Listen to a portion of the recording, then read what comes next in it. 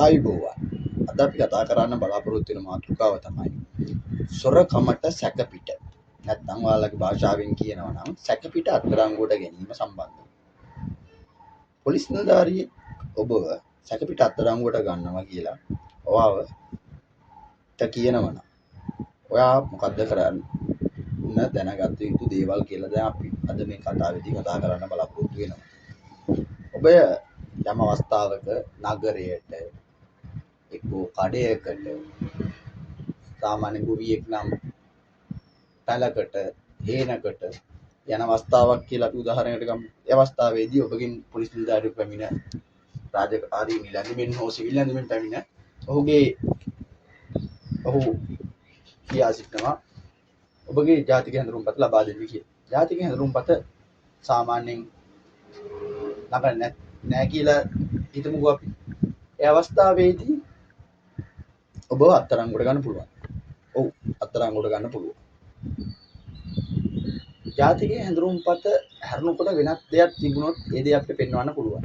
ඔව් පුළුවන්. ඒකට ප්‍රධාන ලියකිලි දැන්ට තියෙනවා තුනක්. රීදුරු බලපත්‍රය, විදේශ ගමන් බලපත්‍රය හෝ රජයේ ග්‍රාම සේවක නිලධාරියෙකු හෝ පිළිගත් නිලධාරියෙකු විසින් ලබා දෙන ලද ලියකිවිල්ලක් වළංගු වෙනවා. එහෙම දෙයක් ඔයාගේ ළඟ මුකුත්ම නැති වුණොත් ඔබ අත්අඩංගුවට ගන්න පුළුවන්. ඔව් පුළුවන්.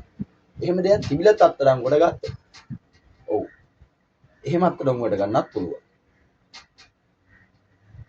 එතකොට එහෙම දෙයක් තිබිලත් ඒ කියන බලපත්‍ර ආකාරය හතරෙන් විදේශ ගමන් බලපත්‍රය, රීදුරු බලපත්‍රය, ජාතික හැඳුනුම්පත හෝ කිනම් දීවිල්ලක් තිබ්බත් ඔබ අත්අඩංගුවට ගත්තා නම් ඔබ අත්අඩංගුවට ගන්නේ එක්ක ගෙවල් බිඳීමේ උපකරණයක් ළඟ තිබිලා වෙන්න පුළුවන්.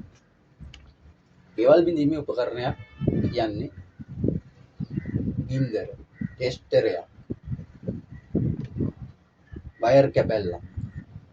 ඒ වගේ දෙයක් ළඟ තියාගත්තම සමහර විට ඒ දේ තිබ්බත් ඒ තැනට උචිත නැත්තම් ඔයා ගැලපෙන්නේ නැත්තම් සාමාන්‍ය අපි කියමුකෝ තව උදාහරණයක් අරගෙන හෙල්මට් එකක් දාගෙන පාරේ ඇවිදilla. සාමාන්‍ය හෙල්මට් එකක් දාගෙන ඩ්‍රයිවිං කරන යනම පාරේ ඇවිදින්න යන්නේ නැහැ නේ මිනිස්සු. අන්න එතකොට සැකයක්. ඒ අවස්ථාවේදී පොලිස් නිලධාරී අපරාධමය වරදකට හෝ සිවිල් වරදකට වගේ පරීක්ෂා කරන්න පුළුවන්. ඒ පරීක්ෂා කිරීමේදී සැකයි කියලා හිතන ලාභට ආව අත්අඩංගුවට ගන්නවා. එතකොට ඔයාව පොලිසියට අරන් යනවා. ඔව් පොලිසියට අරන් යනවා.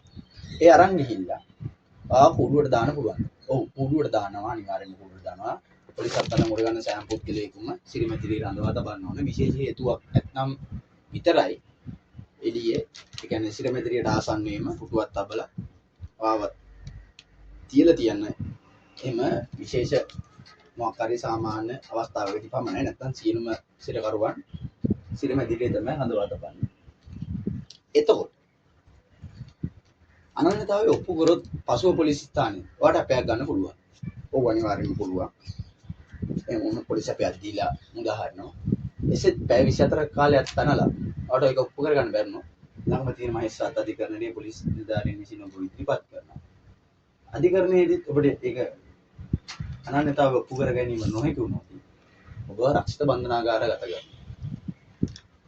අන්න ඒ අවස්ථාවේදී ඔබට රක්ෂිත බන්ධනාගාර ගත කිරීමකට ලක් වෙන්න සිදු වෙනවා.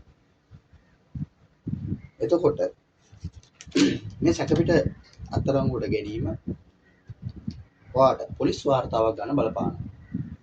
එහෙම බලපෑමක් වාර්තා වෙන්නේ නැහැ. මොකද මේක වරදක් නෙවෙයි.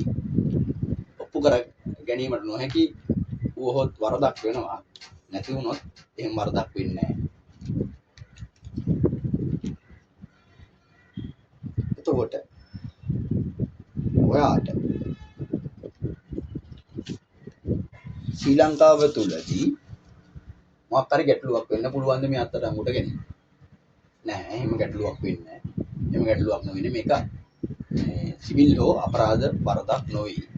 අනන්‍යතාවය ඔප්පු කර ගැනීම දිගින් දිගටම නොහැකි වුවොත් වරදක් බවත් මේ පොලිස් ස්ථානයකින් මගින් අත්අඩංගුවටගෙන එදී අප දීලා නිදහස් වුවොත් ඒ වරදක් නොවන බවත් තමයි ඔබට කියා සිටින්න වෙන්නේ.